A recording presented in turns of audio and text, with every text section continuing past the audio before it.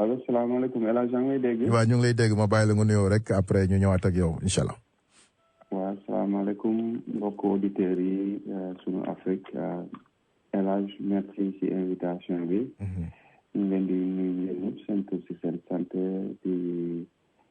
jaale suñu mbokk Sénégal yi nga xam ne yëpp dañu am ay décès wala koo xam ne dafiy génn suñu mbokk catholique yi tamit ñu ngi leen di ziare ci seen fête yi donc voilà. waaw jërëjëf docteur président Samba Kara ñu bàyyi la nga nuyoo. asalaamaaleykum wa rahmatullah taala wa barakatuhu. waaleykum salaam wa rahmatullah. nuyu naa la nuyu auditeurs yëpp nuyu ñuy déglu ñëpp soppe yeeg am di jàmm yi. ak ñi nga xam ne soxla nañ ñëw déglu encore ndax ñu bokk xam fu ñu jëm ak lu ñu bëgg. ci sunu réew moomu muy Sénégal. te nuyu ki nga xam ne moom moo fi jiitu di docteur Thiendella gis naa ko dégg. jërëjëf. merci. voilà donc balaa ñuy ñëw ba tey ci li nga xam ne nii mooy waxtaan bi ñu ngi am suñu grand depuis foofu nga xam ne moo di Kentucky Louisville grand San bisimilah. mu mel ne am na loo bëggoon bokk ak ñun donte béeguñu antenne bi mais ñu dafa la privilège bàyyi la nga ñëw ci ñun ci li nga xam ne nii mooy situation bi au Sénégal nan nga ko jàngatee ci fi ñu toll nii. waaw jërëjëf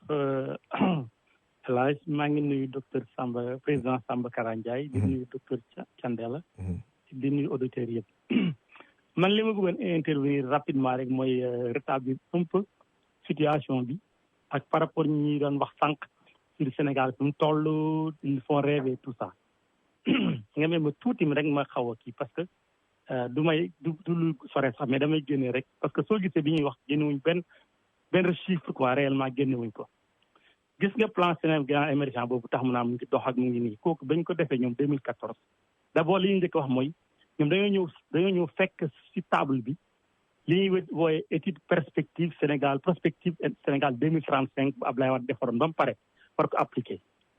soo ko bañ génne am liir ñaar yi te am na kii sax Samuel Sarr gënoon na wax ci man leen lii plagiat la tuuti changement moo ci amoon plagiat te plan bi moo gënoon parce que plan bële biñ ko bindee dafa am lu ñuy wooyee ni ñu koy waxee ci projection pessimiste ñoom seen bopp amu ko woon en réalité bu ñu njëkkee génn plan bi te loolu dafa am important da ngay optimiste ngay njëkkee après nga def intermédiaire après nga def pessimiste en cas mu am ay catastrophe wala yooyu nan la plan bi di tenir wala nu muy génn man leen benn ñaari man leen amul aussi stress test un plan boo ko defee da nga koy stressé comme ni ñuy stressé banques yi pour xool ni muy réagir ci yenn difficultés yi ñu ñëw par exemple Covid bi ñëw na par exemple li xew na xam nga loolu amul bon man leen ensuite man la leen léegi ñoom ñoo njëkk a teg li nga xam ne moo daaneel seen perspective ci année ci topp dañu ne ñoom ci préambule dañu ne plan bii ni PSE bi pour mu réussir il faut d'abord ñu vulgariser ko ba nga xam ne Sénégal yi ñoo koy jël en main ñoo koy maanaam ownership ñoo koy porter ensuite ci 5 premières années yi c'est très important il faut ñu atteindre ci objectif yi 2014 ba ci yokkee 5 muy 2019 projection bi moo na ñu toll ci 10% de croissance économique mais da doon progresser da doon nekk dafa doon nekk 5 6 jëm kaw ba boobu mu nekk mu jegee 2 chiffres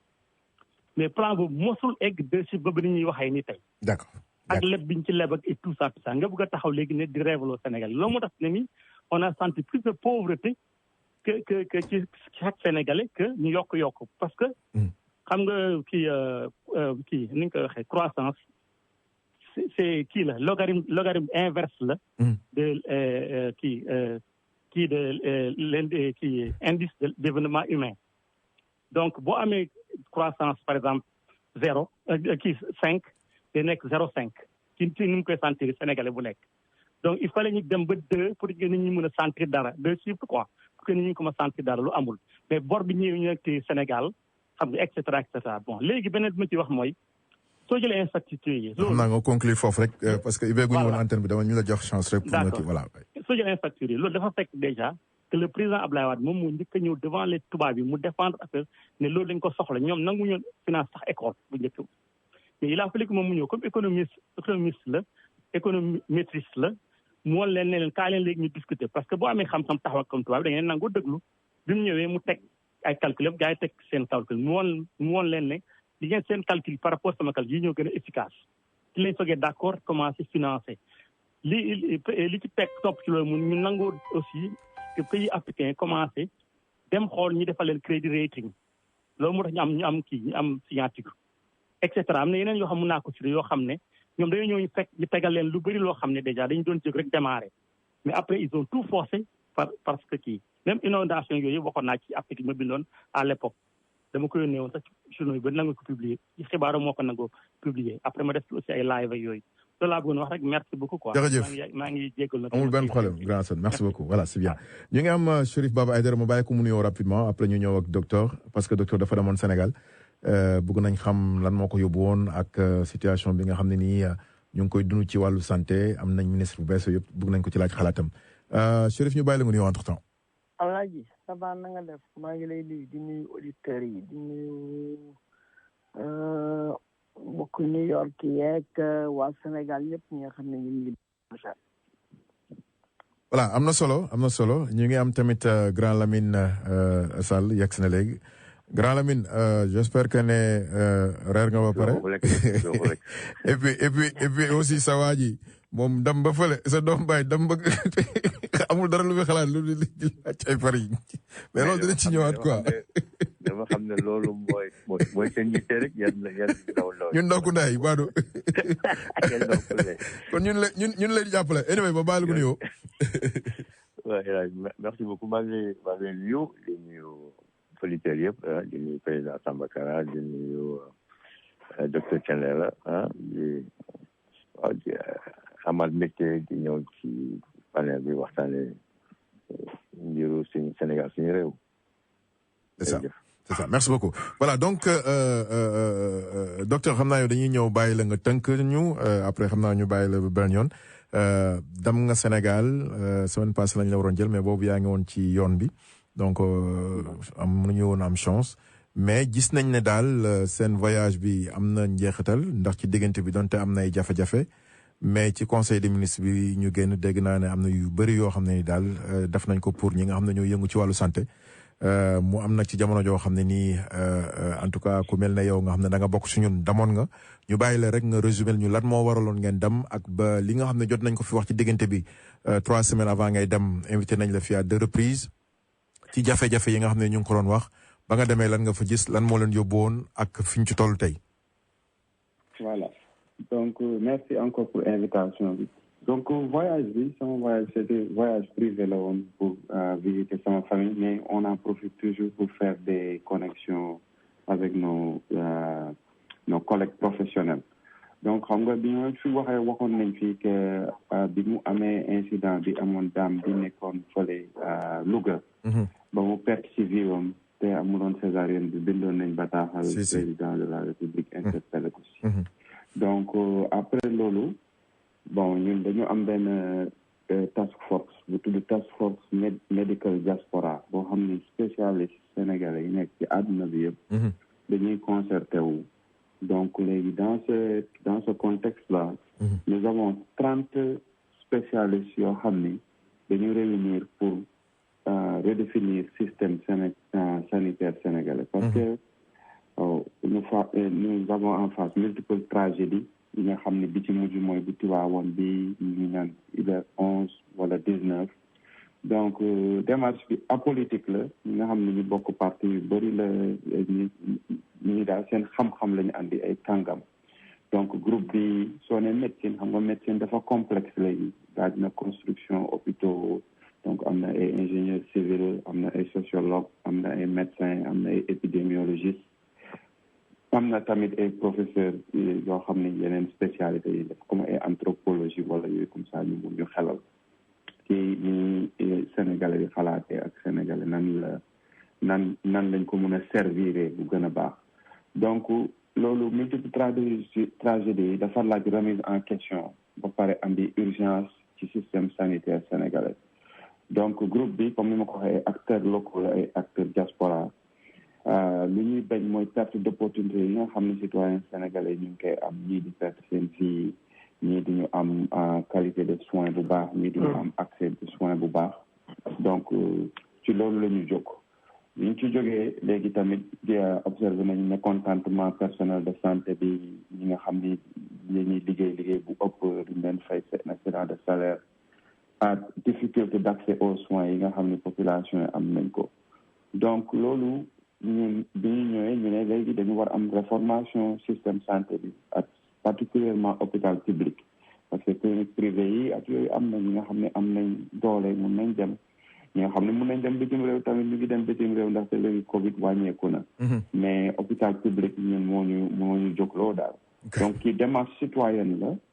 bon responsabilité collective la comme démocratie moom la ñun ñëpp dañu war jóg pour gérer la cité comme suñu mag président Samba Kayra ñu koy waxee chaque fois ñu war ci yëngatu bu baax donc le 26 mai xam nañ li xew Tivaouane le 25 avril année bi ci avant loolu Linguère tamit am na xale yu fa gaañu kaawu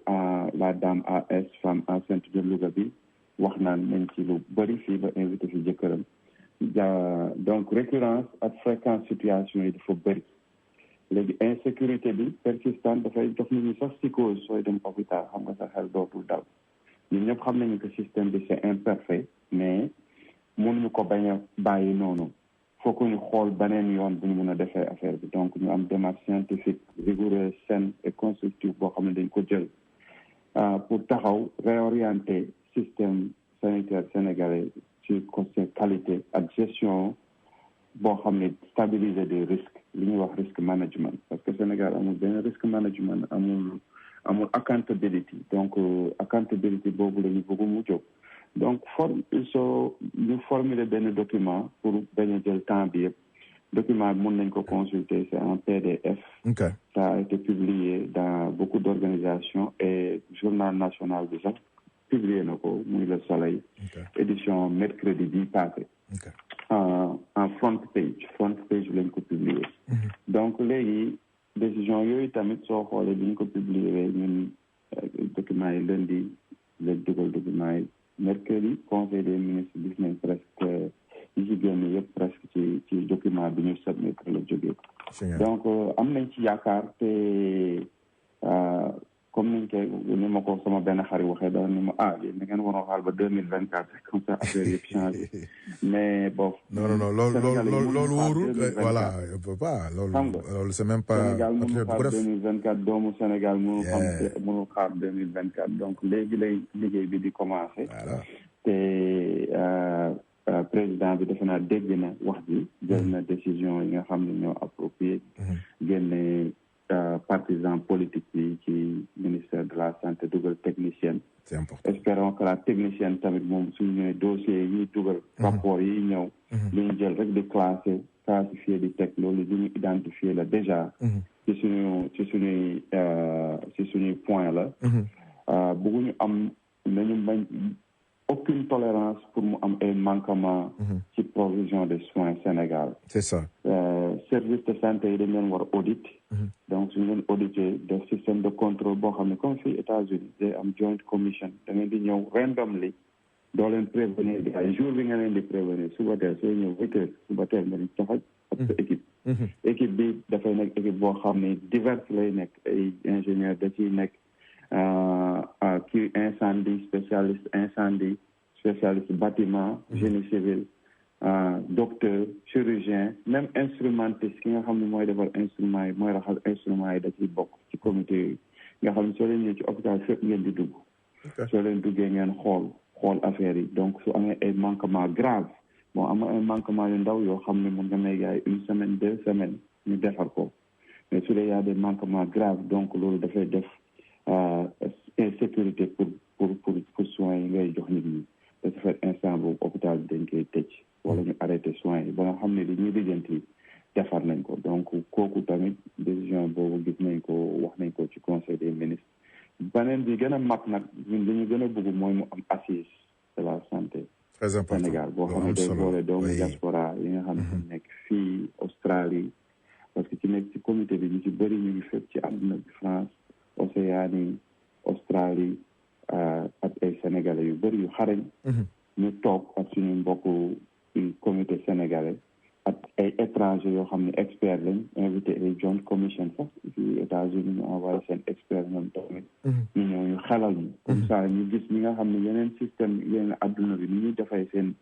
système ba nga xam ne seen gestion des risques day wàññeeku ñu jël loolu ñu boole ci suñu système ñun Sénégal nan dañuy xalaatee ak Sénégalais nan dañ ko mun servir comme ça ñu mun réformer complètement culture Sénégal li ci gën a mag mooy nekk culture de signalement faut que ñu mun Sénégal faut que ñu commencé mun signaler li nga xam ni baaxul di wax ni bii de baaxul si biir hôpital wala docteur bii de cas bi mu def nii war na am système boo xam ne mun na wax ni kii de ndaw si dina am complication suñ ci jógulee bu gaaw xam nga wala kii comme daam boobu rek ni mu toogee foofu ay 6-7 heures de temps xam nga waxoon naa ko fii manquement bu mag la waroon na am loo xam ne mais docteur dooguma la xam nga li xew tamit tu vois woon y a pas longtemps ci bébé yi 11 bébé yi am na tamit ku doon accoucher ku perte sa vie donc je pense que ne waaw xam nga je pense que ne comme ni nga ko wax réforme yi ñëw est-ce que mën nañ yaakaar ne quand même dootuñu dégg yàlla nag mooy reye donc mais ci ay côté manquement c'est-à-dire boo xoolee Sénégal oto bu bees bu génn gars yi boo demee yaa ma fa mujj gis nga oto bu jënd bu dul oto jënd dañ ko jënd même oto buy jar plus de 100 millions gars yi dañ ko jënd donc pourquoi pas donc ci wàllu santé on peut pas ñu mun a nangu di continuer di gis suñu sœurs yi suñu doom yu jigéen yi et j'en pense di wàcc liggéey ci juste accouchement ci 21e siècle voilà kooku dëgg la waa daam bi dafa amoon prééclampsie kenn moom ndeysaan perte na viom ba pare doomam perte viom ci incendie bi donc famille boobu xam nga double perte boobu loolu métti na trop donc ñu ngi leen di jaale di leen maslu mais xam nga mënuñu am culture fataliste comme ni nga ko waxee donc dafa am foo xam ne dañu war tollu Sénégal établissement yi war nañ am vraiment training boo xam ne personnel bi war nañ leen nekk ñu am accountability quoi xam nga donc su amee koo xam ne dafay def mise en danger de la vie d'autrui you know donc avec intention ou non donc loolu dañ ko war a am na nañ ko mën a saytuwee ba gérer risque boobu ba nga xam ne nit kooku moo ñun lu ñu proposé ak li am fii États-Unis mooy que dafa am database quoi xam nga docteur yi nga xam ne chaque fois dañuy def ay erreurs wala chaque fois dañuy am ay kii yu bon day am base de données boo xam ne seen tur dafay dugg nga xam ni fu ñu dem di bugg a pratiquer doot nañ naan ne déet yow yaa ngi woon Virginie kat gis nañ ñu ngi ko def soo ñëwee Californie fii kat ñun mënuñu la bàyyi nga def wala dinañ la topp ay 1 an 2 ans 3 ans 4 ans ba xam ne yow mi kat changé nga ngay doog a continuer say liggéey hôpitaux yi en même de même chose donc pour conclure encore ni ma ko doon waxee affaire bi gestion de risque bi faut que ñu wàññi ko faut que ñu établir ko d'accord léegi système de santé bu gën a équitable ak bu gën participatif soins yi tamit faut que ñu xool nan la ñu mun participer parce que healthcare léegi dafa cher nan la mairie yi mun subsidiser wala compagnie wala ñi nga xam ne comme ni Sénégal mu ngi commencé am pétrole compagnie extract a lot of pétrole nan la ñu mun taxé bu gën a fort ba nga xam ne dina mun loolu dinañ ko mun jël def ko ci santé bi donc hôpital bu mag bu mel ne hôpital La Dantec espérons que dinañ ko choisir def ko centre de référence boo xam ne day nekk hôpital boo xam ne Sénégalais yëpp dinañ ko mun di fa dem faju mu nekk hôpital de 3e génération ñun ñii ñëpp nga xam ne dañuy liggéey fii Amérique dinañ fa mun a dem donc contexte bi c'est très dramatique car on doit s'en servir pour catapulter des changements de comportement parce que xam nga Sénégal moom lépp ñu fi wax réforme ci système bu mu mënti nekk changement de comportement lay njëkk a commencé donc dans le secteur de la santé wax nañ signalement xool ñi nga xam ne ñu deful ñu identifier leen ba pare pénaliser leen et puis se mettre en marche et sortir de cette fatalité parce que vraiment y faire face collectivement le Sénégalais les citoyens sénégalais méritent mieux donc loolu laa andi woon tey pour waxtaanee ko donc vraiment sa émission bi am na solo parce que tamit ñuy déglu xam nga jour boobu bi may wax yaa ngi ma naan ma ñu ngi lay déglu. donc kon. non ñu ngi déglu. En tout cas merci beaucoup docteur ñu ngi lay gërëm bu baax a baax merci beaucoup. xam naa ne soxna Aïda bu fi nekkoon moom gën la am ay questions yu mu la laaj waaye fi ñu toll nii moom dafa mel ni dafa dugg xaw la merci beaucoup encore au passage ñu koy gërëm bu baax a baax di ko nuyu moom tamit. léegi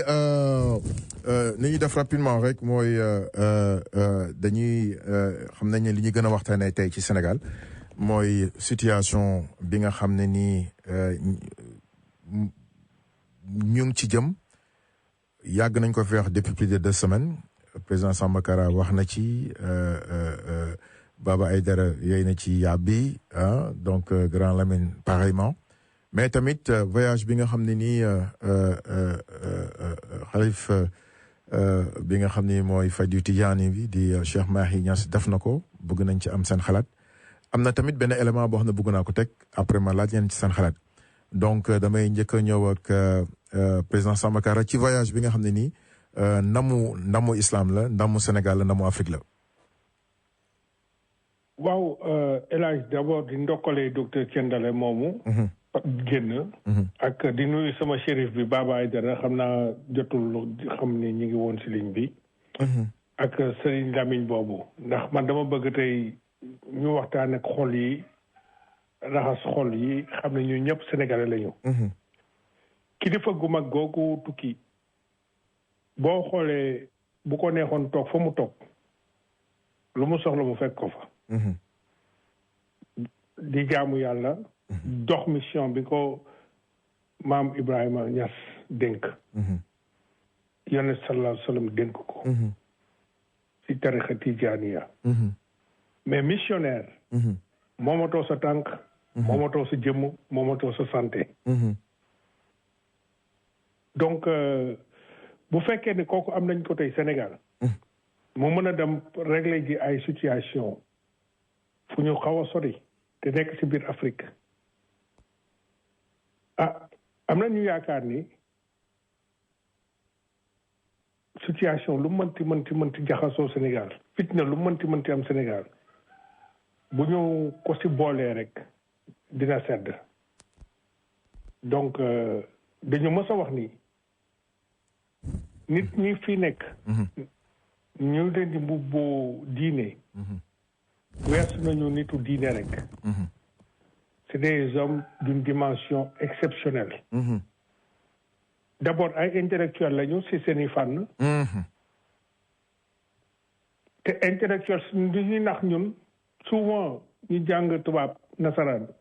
dañuy jàpp ni intellectuel rek mooy ki mën a rouler ay air ak ki mën a waxi yes non non intellectuel mooy ki nga xam ne mën na ndànk-ndànk ànd ak dal ak tey ràññee saytu te bu la waxee sa nopp nangu déglu nga am si njëriñ te bu la waxee fekk wax dafa jot moo tax mu wax la kon nag dañ koy ñaanal waxtu wi tey yàlla yokk ko ay fanam amiin mission yi muy yore encore yàlla gën ko si may réussite te ndam li mu indaale Sénégal gis si boppam amiin rayonnement Sénégal la comme ni Sénégal di gagné Coupe d'Afrique wala Sénégal di dem Coupe du Monde wala Sadio Mané di marqué ay but Liverpool noonu mu koy rayonné noonu la sëñ bi di rayonné Sénégal si mbiru li am solo si doomu aadama mooy sunu diine. Effectivement. jërëjëf loolu laa si mën dolli daal. jërëjëf Chérif Baba Aïdara yow it tu voyages un peu partout ci àdduna bi rawatina foofu ci Afrique li nga xam ne ni xew na tey nan nga ko jàngatee jóge ci Cheikh Mahi Niass. waaw laaj c'est vrai que xaw ma woon gars yi ñu ngi woon ci ligne bi. xam nga man moom maa ngi woon ci digg nelaw bi. ma woowee effectivement maa ngi leen di nuyu bu baax a baax waaye Lamine ak kii yëpp nekk ci ligne bi. grand Samba Kara. président Samba. waaw leen nuyu bu baax a baax ak Thiendella mu génn. gëj nañu déggante trop man ak moom. mais li nga wax noonu te vraiment doyen wax ko. kooku moom yaakaar naa amatul lu ci nit di teg succès diplomatique la c'est-à-dire que benn succès la ci l'islam d'abord mu nekk succès aussi encore ci Sénégal parce que coup bu mu réussir ñi ci échoué dafa bare ak ñi nga xam ni loolu ñooñu ak ñi nga xam ni dañu musul toppatoo li ni mel donc loolu bu demee ba am vraiment lu nu war a waxtaanee ci instance yu mag yi te ni mën na xam ne rek que ni du yenn ci àdduna bi surtout ci Afrique du diplomate bi wala politicien bi mooy dem di karagte ci am na ñi nga xam ne yàlla daf leen ko yàlla may na leen boobu daraja moo tax bi ci ay jamono bi fa benn incident amee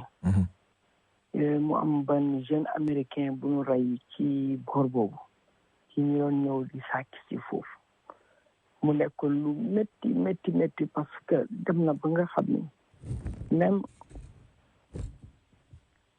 le département d'État ci seen ndigal que ambassadeur bi il a fallu que mu am une rencontre avec la famille pour mën leen xamal ni que ni lii am du métti la mais xam nañ ni tey jii ñoom famille bi ñoom la gën a métti sax que ñi nga xam ne tey jii ñoom ñoo bokk ak xalelu américain bi nga xam ne rey nañ ko foofu parce que xam nañ ni famille bi daraja bi mu am bi ak yëg-yëg bi mu am bi ci ñi nga xam ne tey jii ñoom ñooy jógee ba Amérique ñoo di jàng si foofu xam-xam jàng si foofu alxuraan donc succès la loolu fi wax ak dañuy répété waat mais succès la bi nga xam ne vraiment de même ci Union africaine war nañu seet léegi seen rencontre yi ñuy defi mu am nu mu koy ubbee ñi nga xam ne nag war nañu leen ci di boole ci seen waxtaan yi pour mën a indi jàmm biir Afrique mën nañ ci gën a développé ndax bu ñuy wax ci affaire Union africaine bàyyi ci ay idéem njëkk na créé sax li nga xam ni moom moo di mbirum Union africaine jamono yi nga xam ni mu ngi doon tasante ay njiit yu mag en Afrique ci bu Algérie Maroc doon indi idée pour li nga xam ne tey jii moom nañu taxawal pour di Union africaine donc vraiment lu ñëpp di rafetlu la succès diplomatique la bi nga xam ne boo ko nag rek weesu na ko El Hadj Janti jërëjëf Baba Grand Lamine noo jàngatee encore succès boobu ndamu islam boobu tamit waaw comme ni ko gars yi waxee rek comme ni ko maa ngi nuyu Baba Aïdara bu baax comme ni ko waxee rek ak monsieur Ndiaye waxee président Samba Kara waaw président Samba Kara alors donc Sénégal pays avant-garde la malheureusement exploité wuñu suñu potentiel yëpp Baba abordé na benn question bu am solo quand tu parles de même au niveau de l'Afrique Union africaine diñ ko def affaire chef d'État c'est un peu l'Afrique des États mais diñ ko war a gën a def l'Afrique bu peuple yi gën a impliqué ay personnalité yu mel ne Serigne Mahi Niass bi demoon Soudan man personnellement dama am cofeel ci moom parce que dafa nekk ni bu grand intellectuel déjà borom xam-xam bu mag am jaar-jaar ba pare nekk surtout suñu maam Ibrahima Niass alors donc ma am cofeel bu rëy ci moom donc ndam bu mel ni bettu ma ci moom parce que vraiment c'est nit bu am dimension bi la donc genre yi ñu mel noonu diñ leen war a davantage impliqué dans la construction de l'Afrique ci ñun lu ñu bëgg projet bu ñu am bi pour suñu continent ñoom di si war a gën a am rôle parce que c'est des hommes d'État. C'est des hommes de paix ak ay nit yàlla la ñu aussi. donc dimension yëpp su ko nit boole vraiment warul nekk rek ci ku nga xam ne dafay toog ci daara ji di jàngale wala jiite njaboot mais action bi dafa war a gën a nekk une action voilà au service du continent africain, au service du monde. Voilà, donc loolu laa si bëgg a yokk ci. Merci beaucoup jërëjëf donc ñu may ma rek rapidement madame def publicité dellusiwaat su ko defee ñu waxtaanee nag situation bi au Sénégal bi nga xam ne nii fi ñu toll moo préoccupé ñëpp c'est ku nekk bëgg ci xam fan lañ ci jëm danañ ci ñëw rapidement ginnaaw bu ñu fay mbir yi. voilà jërëjëf mbokk yi ñu dellusiwaat ak yéen ci panel bi di wax ne tamit di ngeen mën a bokk ci waxtaan bi ci 212 219 9695 situation bi nga xam ne ñu ngi koy dund ci Sénégal xam ngeen ne ñu ngi doon wax ne am na marche bu waroon am vendredi nangu luñ ko woon en tout cas waa Yewwi ak Wàllu askan wi finalement ñu wax ne mercredi lañ koy bëgg a amal ci kaw ñu jox leen ko autoriser leen ko ou pas mais balaa boobu dafa am loo xam ne ñëpp a ngi ko doon xaar démb ñu bëri nag bi ñu demee ñu bëri si ñun dañuy déglu wala di seetaan jàkkaarloo c'est pas pour leur faire la publicité mais ñu bëri jàpp nañ bi ñu demee ba ci jàkkaarloo bi dem ba jeex ñuy xaar dara jàllul woon c'est comme ce qui s'était passé la dernière fois ci Dakar dañu bàyyi ba ñëpp tëdd ñu joog a joxe résultat yi mu mel ne loolu moo ñëwaat mais ci beneen format président Samba Kara yaa ngi ci doon wax boobu ba léegi bëgg nañ ci am sa jàngat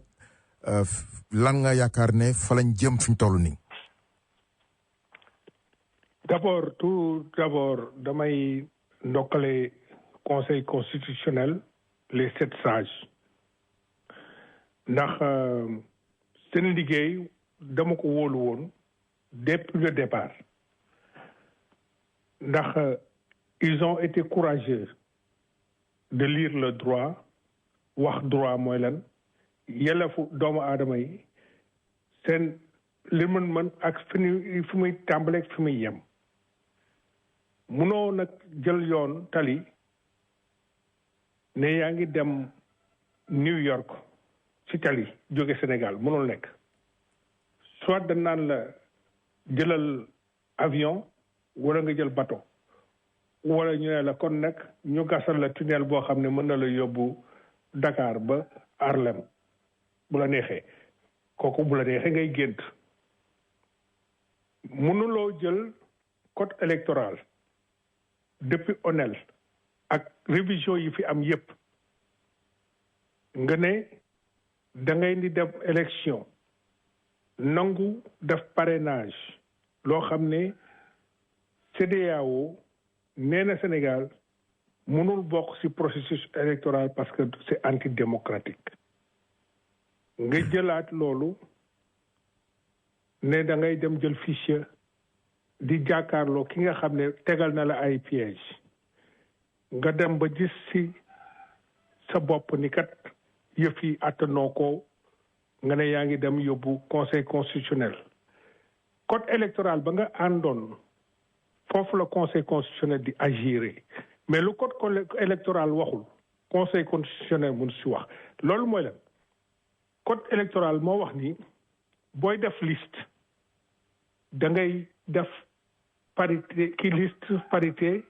mu ànd ak titulaire ak suppléant uniformité des listes mais am na loo xam ne code électoral waxu ko en cas de rejet ou en cas bu benn liste bi matul lan la ñuy def loolu code électoral tontuwu fa moo tax conseil constitutionnel mënul accéder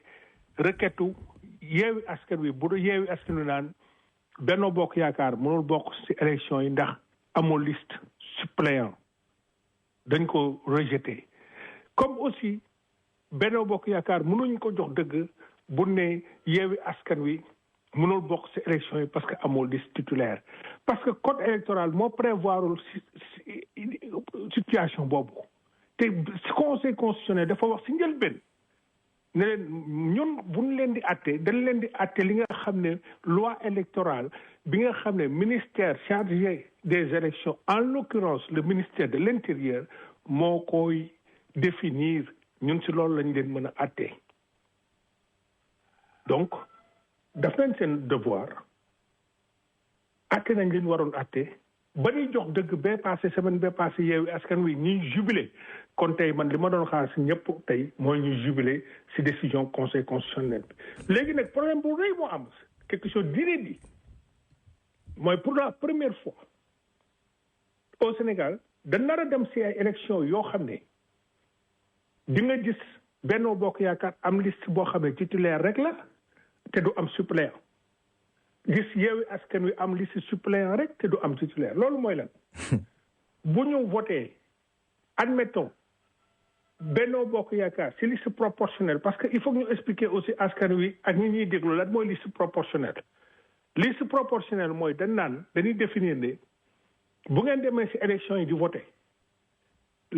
ku am par exemple 3000 ñetti ci wolof muy defe naa ne ñetti téeméeri ñetti téeméeri voix ou juróom benn téeméeri voix da ngeen di am benn député su ngeen ko amee double bi ngeen am ñaari député noonu la ñuy xamee ki ëppale nu muy amee nombre de députés ba li si des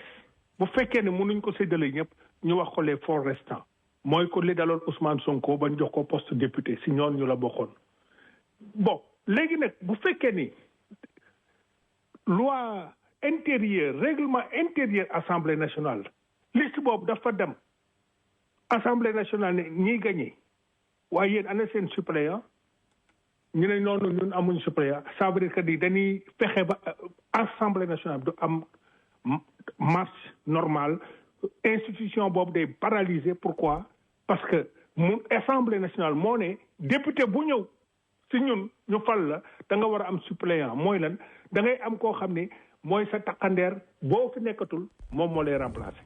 loolu règlement intérieur assemblée nationale la bokk donc ñaar mbir moo am na am ñu ne dañuy topp rek li nga xam ne code électoral moo ko permettre dindiwu ko dem élection voté mais bu ñu demee nag ba assemblée nationale problème ba nekk fa mooy lan assemblée bi institution bi day paralysé du mën a fonctionner li si des nag mu nekk crise institutionnelle te loolu balaa ñu fay àgg defe na kii président de la république bu ñu ko xalaatalee wax ko lépp luy enjeu yi ak code électoral bi mu yàgg tripatouillé ko depuis onel ak feu général ñoo nga xam ne dañoo liggéey bu rafet jox Sénégalais yi lu doy waar lu baax ba Ablaye Wade mën a gagné élection présidentielle ba Ablaye Wade ñu mën ko gagné aussi moom it Macky Sall ñëw ne moom day yàqaat lépp tas lépp fii ñu toll tey c'est quelque chose d'inédit mooy loo xam ne la ay puso yu jaxasoo wëñ yu jaxasoo ku koy laaxatikoo nag mooy wax ji tey mooy fa lañ toll. est-ce que fu ñu koy laaxatikoo si mbedd mi la. on verra di manifester woo xale yi sénégalais yi ne leen ñëw leen ñu manifester sànni lacrymogène deewati fi non je pense pas. moo tax ma am yaakaar ni. ku mel ni kilifa gu mag gi fi ñëw. jógee foofu mu jógee muy Cheikh Niass Maye Niass. ak Sëñ Mountakha Mbacké ñu baax ñooñu. dañu yaakaar ni tey ñoom dinañ réguler peut-être la situation ba jàmm am. d'accord jërëjëf balaa ñuy ñëw rek am na benn auditeur bu nekk ci ligne bi ma jël ko allo. allo oui. salaamaaleykum. salaamaaleykum. waaw. waaw nga baax ma dama bëggoon intervenir rapidement rek. rapidement bismillah. waaw par rapport li ak président Samba Kara Ndiaye wax. ci affaire assemblée nationale. ak affaire suppléant yi ak yooyu bi ñu fa yeggee ba yooyu. mais bi ñu fa yeggee mooy président Samba yow xam nga Macky Sall depuis 2012 ba léegi dara lu ñuy réglé sur le plan jaaree ko ci droit day force bu ñu fa yeggee mu modifié kii bi génne benn loi am affaire yooyu ne di xam na convoqué ko jàll quoi xam nga ñoo xam ci dëgg. parce que yéen intellectuels yi tamit il faut tamit ngeen jël seen responsabilité. Sénégal dafa toll foo xam ne Macky Sall ni mu ko yoree depuis 2012 sur le plan droit moom lu ko neex lay def yéen ñëpp ko gën a xam kon nga àndoon na moom tey suba ak tey ñëpp koy xam léegi problème bi demee na nii mooy sénégalais yi ñoo koy régler seen bopp dañuy génn ci mbedd mi résister. yow da nga jàpp ne gars yi dañoo war a dem xeex. résister dañuy xeex waaw. waaw wax leen kii parce que lii ñuy def kenn nit ko gis waaw il faut que ñu ñëpp jël suñu responsabilité. d'accord muy ñëpp intellectuel yeeg comme ni nga ko waxee sax ku jàng arabe ku jàng lépp parce que Macky Sall yoon bi mu jëlee Sénégal bi mu def Sénégal ni moomul Sénégal benn président bu fi nekk ba avant indépendance même ñoom Galandou Diouf sax defuñu ko waaw ba pare ñu nekk ci naan ay affaires yooyu. léegi dañuy jàll dem élection après parlement bi kii. bu ñu jàllee dem élection léegi ay maître constitutionnel ay major Ismaïla Madior Diouf rectifier loi bi ne nii nangam daal ñu jàllale assemblée nationale bi loolu la ñuy def xam ngeen fu mu jëm waaw nañu xeex résister. d'accord jërëjëf on a compris ma jël Klein rapidement balaa may ñëw ak sëñ Lamine allo. asalaamaaleykum. waaw patron. waaw mais patron. patron ziar naa la noo gisee situation bi. mais situation bi dangereux rek. situation bu garaaw bu critique bi nga xam ne wax dëgg yàlla. conseil constitutionnel àndoo ci li ñuy décision bi ñu jël. non ñun xam nga ne sénégalais ànduñu ci waay loolu kay nag moom ñi ci ànd mooy ñu ci génn sànq rek ñii naan alhamdulilah rabbil alamin ba ñu xamee ñan la ñuy dajal. mais ñoom li wax ñii ñoo leen wax ñoom xanaa déggoo li président Samba leeral ils ont ce même problème en quelque sorte. c'est juste que ne ñii titulaire yi ah. ban problème. ñoom am ñu ay suppléant. moo waaye ma ne gis nga affaire gis nga ñun Sénégal ñun dañoo am problème quoi. mais ban problème non mais amul problème dañu lay wax li xew rek patron. waaw moom laa la wax dañuy xoos benn affaire pour indi benn dana. gis nga li ñu xoos ni ci waa APR ni du dara c'est que le problème mooy ñun Sénégal yëpp xam na ne Ousmane Sonko il dérange Ousmane Sonko dafay dérange ba ci biir assemblée nationale bi xoolal amul lum leen jaralul laa la wax ni pour Ousmane Sonko bañ a bokk ci élection yi. mais lii nii fu mu toll nii danoo def lu leen neex rek. est-ce que yaakaar nga ne 200,000 personnes yi Ousmane Sonko di wax nañ génn loolu dinañ génn. ci mercredi gars yi nee nañ mercredi dara du xew. personne war nañoo mën a génn. gars yi nee nañ mercredi dara du mais yéen ma laaj la patron démb ci New York ñu ngi doon woote mais kenn génnul. non man moom wax dëgg yàlla moom. noo jàngatee loolu génnu moom parce que. waaw léegi yow yaakaar nga ne boo génnul waa Sénégal ba bari nga ko bëgg a génne waa Sénégal. laaj la rek non man guddi gi laay liggéey mun naa ne bëccëg. waaw mais bëri nga ci ay morom lu tax nga yaakaar ne génnuñu ma laaj la rek quoi. non xam nga lu tax génnuñu xam nga la moo tax génnuñu. c'est parce que affaire bi comme léegi fu mu toll nii affaire bi ñun suñu lépp ñu ngi ko coordonné ci Sénégal. c'est sûr que bu fekkoon ne jour boobu noonu annulé wuñu affaire boobu noonu. kon gars yi mun na am dinañu génn. kon mercredi mën nga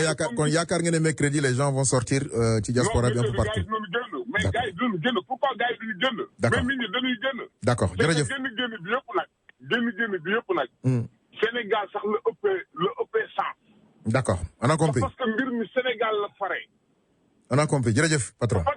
merci beaucoup patron moo wax la leen de. oui gis nga suñu manifestation yi ñuy def si ay bitim réew affaire yu mel loolu. ngaa dina am nii kii nii rek mais xoolal yëgaluñu ko seen yaram. te mënuñoon gëm ne ñoom boo leen yeewoon ne leen Ousmane Sonko dina bokk ci élection yi dañ naan la jamais. d'accord patron on a compris lu leen dul jaral. on a compris jërëjëf merci beaucoup allo mbokk mi allo. salaamaaleykum. ñu ngi sant yàlla. waaw nga xaw a baral tuuti rek nga baal ñu waaw. waaw léegi xam nga li mu bëggoon a wax mooy que ni. vraiment problème bi dëgg au Sénégal mooy. bi Abdou Diouf demee ba ñu wutal ñu code électoral. bu consensuel. ñëpp d'accord ci. Macky Sall ba mu ñëwee changé ko. dégg nga surtout après dégg nga états généraux yi ñoom Amadou Mahtar Mbow defoon. ci la ñu waroon a xam ni kii du fi def ji mukk lu baax dégg nga parce que da ngay xool actuellement même dégg nga ñoom Bougane ñi ñu éliminé ñoom Thierno Alassane yi mais ñooñu ñëpp dégg nga fi mu nekk ce seront des frustrés yoo xam ni. dégg nga ñoom ñëpp dégg nga même su lii dawee dañ naan baara yu ko moo am seen kaw ak yu kenn xamul. te léegi impasse bii ñu nar dund dégg nga du indi stabilité ci réew dégg nga pendant ce temps dégg nga kii da nga koy xool ba mu yàgg da ngay dem ba mel ni dafa bëgg a tas réew mi indi fi musiba ndax xam nga ni dégg ngeen jaay na terrain Assane Diouf booboo dégg nga ay même hôpital Dantec nee nañ dagg na ko jaay fi mu nekk dégg nga kan jal Diop xool yooyu yëpp ay musiba la yoo xam ni lii yëpp dafay nar a indi ji mbir moo xam ni tam compagnie étrangère yi fi nekk nar fay jël suñu pétrole ak suñu gaz dañoo nar a libaniser réew mi mu ñu nekk fi reyante à fond instant espérons que ñu indi seen armée toog gérer dégg nga naan dañuy protéger seen intérêt yàlla nañu yàlla musal daal jërëjëf waaleykum salaam wa rahmatulah wa barakaatu muy am solo mbokk yi ngeen taaxilu rek ñu changé rub des waate ngeen ci li des ci programme dina nekk lu am solo Chérif Baba Aïdara sëñ Lamine président Samba ngeen tey rek ñu changé